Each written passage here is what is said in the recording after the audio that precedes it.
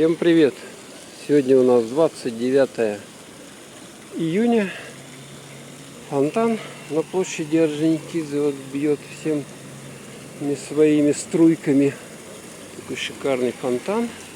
На зиму его закрывают таким красивым куполом, который моргает. Что бы хотелось сказать.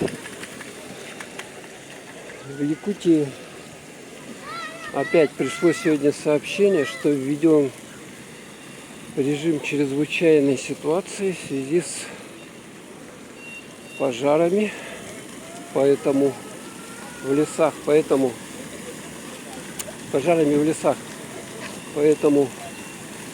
въезд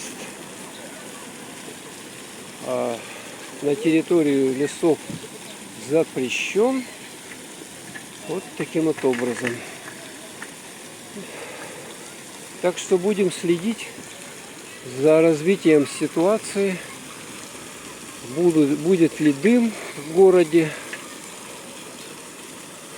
Это важно, в общем-то, потому что дым создает неблагоприятные условия для проживания людей. Как мы помним, в прошлом году задымление было в городе практически все лето, что вызывало очень большую кучу проблем у людей. И со здоровьем, и вообще воздух был загрязненный, дышать было очень тяжело.